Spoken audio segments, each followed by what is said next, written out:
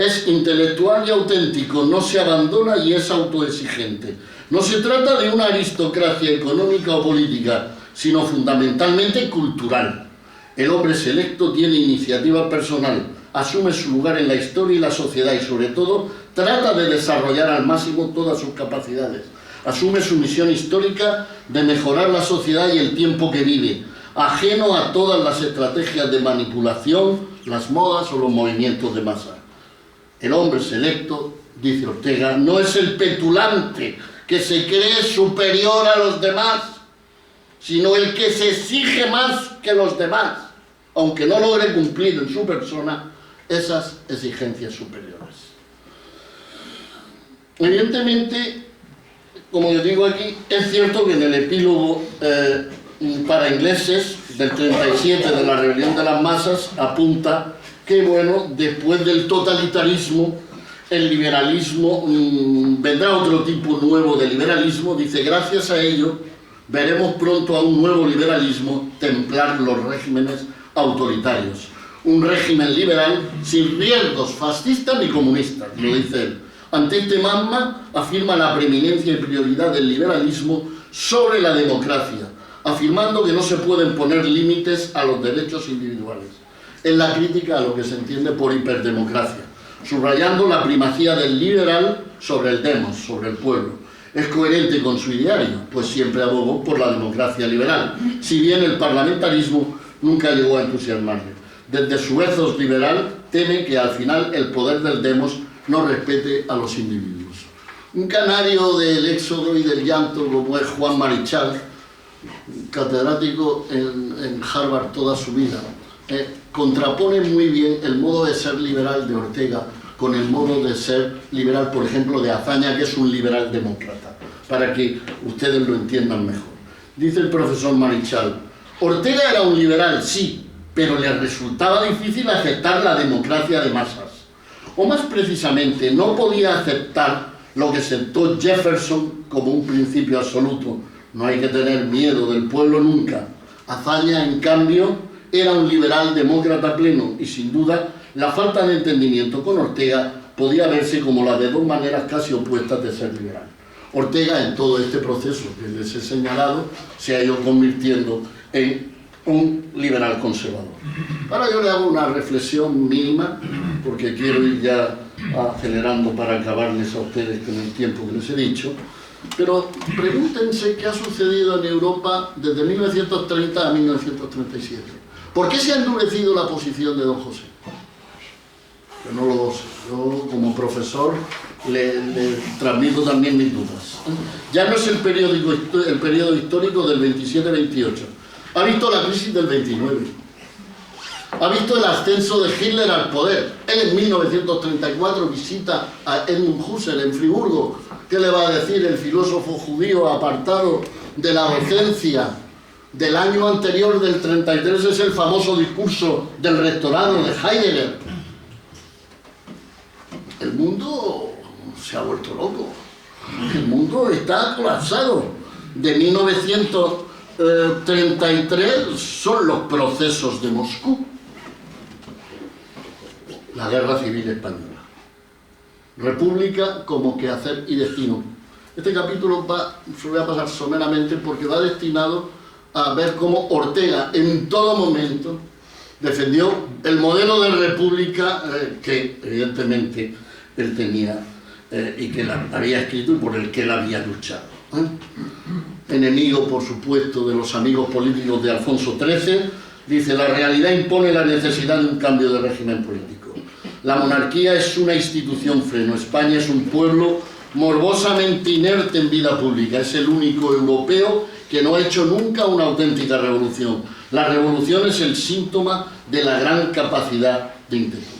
Se impone la necesidad de movilizarnos. Crea la agrupación al servicio de la República y el advenimiento de la República dice que es el resultado ineludible de un profundo pasado y una ansia de orden nuevo. Evidentemente, él va en todo ese periodo que va del 31 va a defender la República, va a hacer un juego de palabras siempre muy ingenioso sobre la reforma militar de Azaña. Dice, es la mayor hazaña de hazaña, una con H y la otra sin H. Está dentro, dice él, del proceso de nacionalización de la política. Lo ha pasado a la República. Y ahora la República tiene que hacer un instrumento de todos y de nadie para forjar la nueva nación. Pero empieza la dicotomía entre república burguesa o conservadora. Dice, es sencillamente espurio. Los intereses son otros y la misión de la República tiene que ser un rearme moral cada día más necesario frente a los embates que el fascismo y el nacionalsocialismo realizan. Una política de halago a las masas, a cualquier masa, está terminando el mundo. Además destaca algo muy importante. Dado cómo ha sido la caída y la venida de la República, dice algo que a veces hay que reflexionar. Dice, España entera no es republicana, antes es antimonárquica. Por consiguiente, no se es, se anti-es.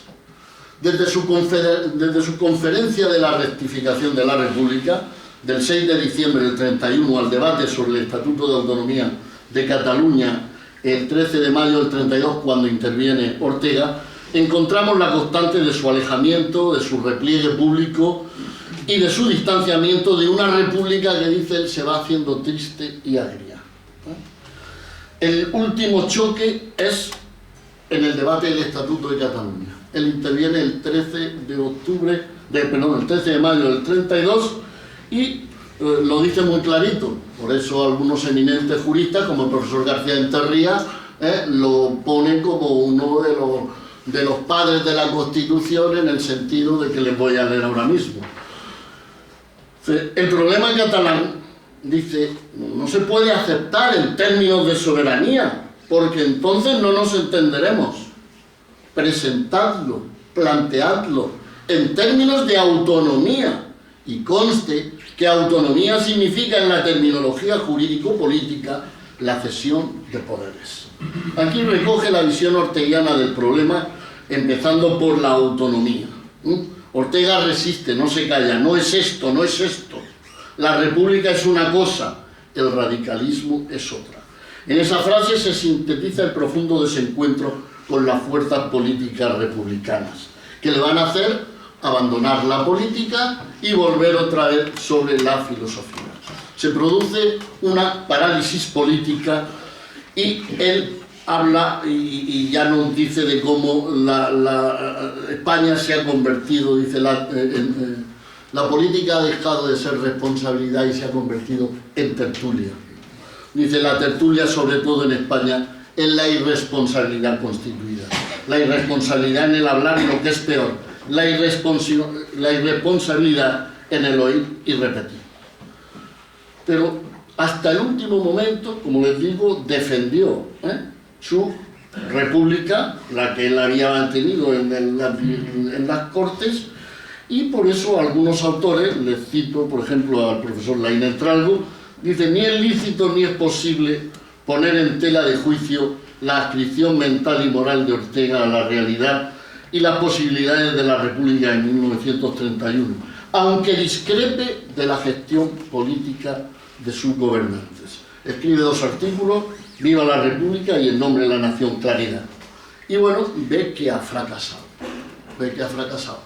Va a venir la guerra civil de una manera brutal, y él a finales de agosto del 36, a mediados han detenido a su amigo, fue muy amigo, Ramiro de Maeztu, que lo asesinarán en noviembre, y él dice, estoy convencido de que o los rojos me matan o me matan los blancos. Aún no sé quiénes me hubieran matado, pero de lo que estoy seguro es de que si me quedo, me matan. Luego es una marcha impuesta por las circunstancias personales.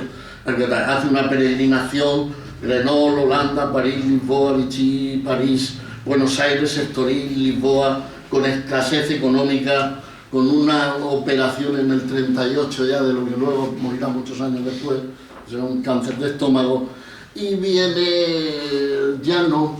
Ese es lo que él llama el desolado vivir, y estoy terminando, 3 minutos para terminar. Es lo que Ortega llama mi desolado vivir.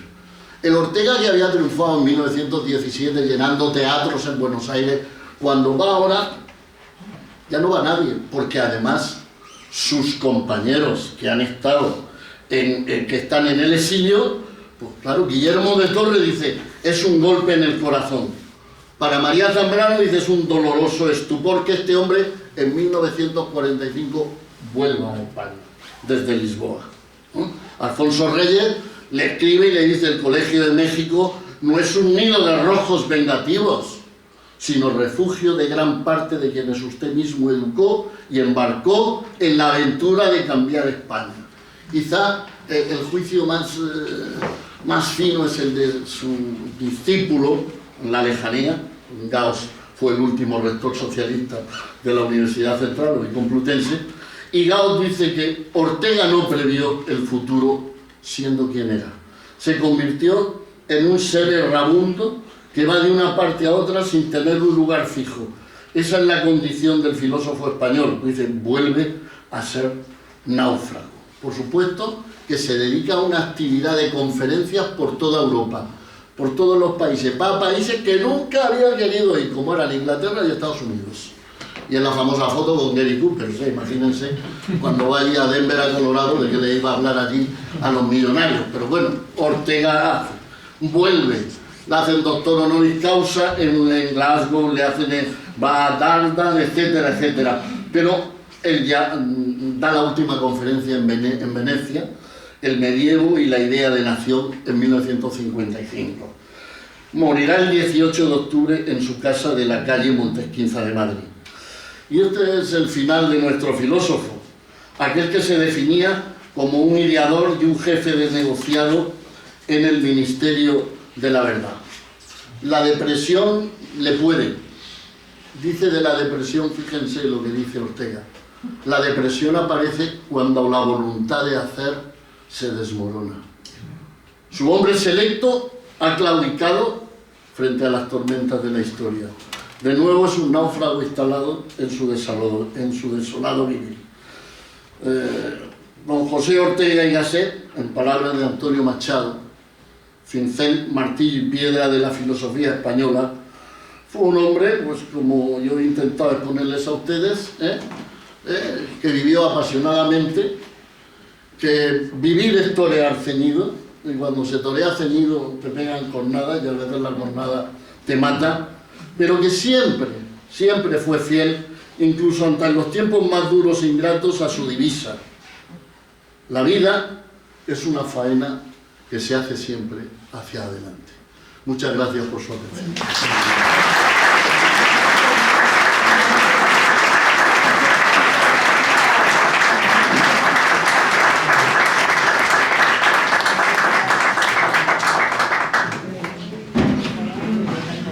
Bien, se oye, ¿verdad? Sí. Antes que nada, enhorabuena, querido Jorge, por la magnífica conferencia que has impartido. Abrimos un breve turno de intervenciones. Si quiera hacer algún comentario, si se trata de hacer alguna pregunta, solo se aceptarán las preguntas fáciles.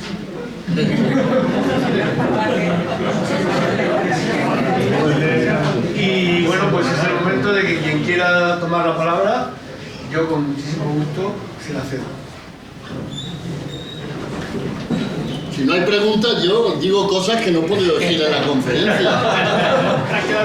Sobre todo hay una leyenda. Piensen ustedes que don José Ortega, no lo he dicho, pero es una frase suya, era catedrático de metafísica. Claro, un catedrático de metafísica tiene que explicar teodicea, que es la teología natural, la teología desde el punto de vista de la razón.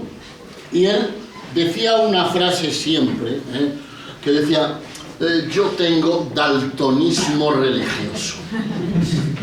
Esto, que es una butada de las muchas que le gustaba a don José, le llevó desde luego a tener en la Iglesia un enemigo importante. Piensen que de las muchas citas, esta es otra conferencia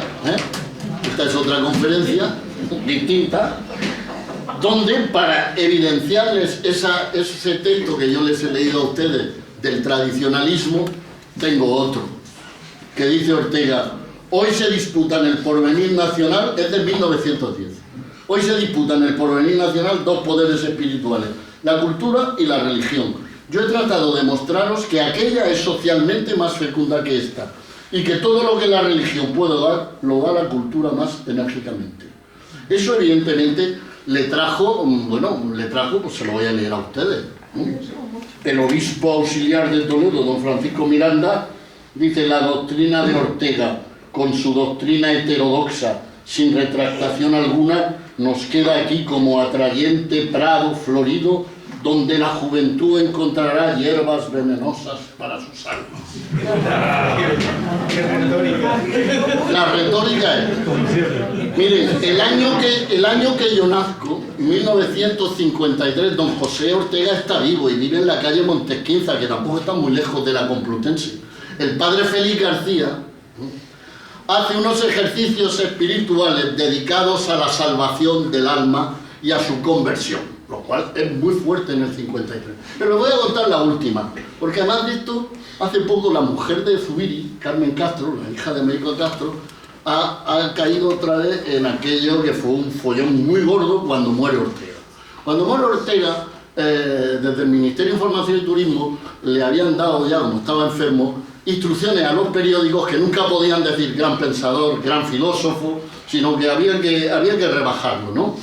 Y cuando muere Ortega, el padre Félix García, que es el de los ejercicios espirituales del 53, se presenta y filtra a la prensa de que él ha asistido en sus últimos momentos a Ortega y que Ortega ha muerto en la paz de Cristo. Todo el respeto. ¿Saben ustedes lo que sucede? Que los hijos de Ortega, con Miguel a la cabeza, Miguel, un médico, estomatólogo, compañero de José María Arouca Ruiz Funes, en paz descanse, que fue alcalde de Murcia, que contaba muchas historias de Miguel. Miguel con sus dos hermanos, el que luego fue presidente y fundador del país, José Ortega Espotorno, se presentan en el ABC con un notario para dar fe de que eso no ha sucedido y que sus padres, como tantas cosas. Esto solo tiene parangón con lo de Pilar Urbano y el profesor Tierno Galván, que quiso hacer lo mismo y se quiso meter en la clínica Ruber hasta que salió la nuera de Tierno y la echó de allí. Luego, piensen que la situación de Ortega, y eso es lo que tiene, Ortega tiene dos cuestiones, que cuando vuelve en el 45 tiene una tragedia personal.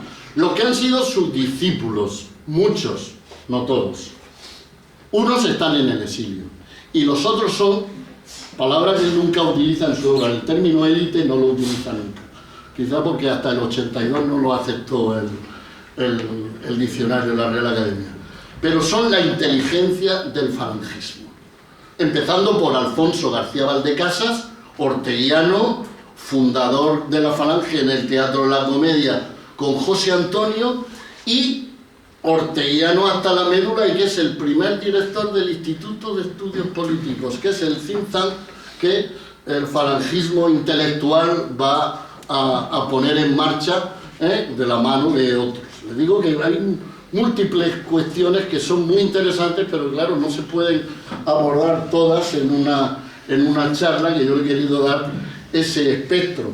Habría algunas otras cosas que son, sobre todo Ortega, que tenía mucha chispa, su vida en Argentina, ¿qué le voy a decir yo?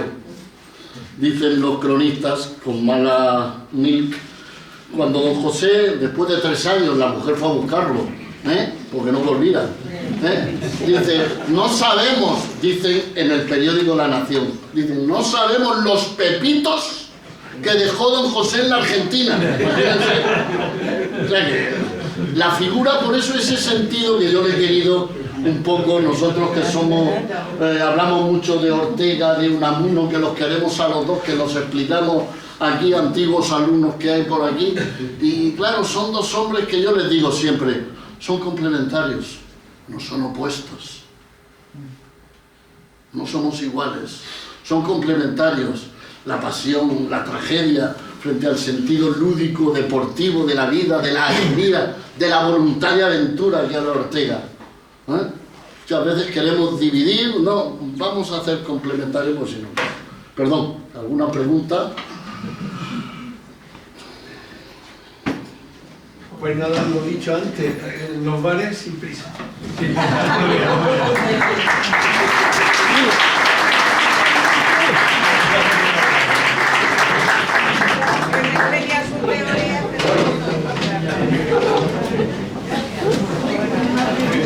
Toma.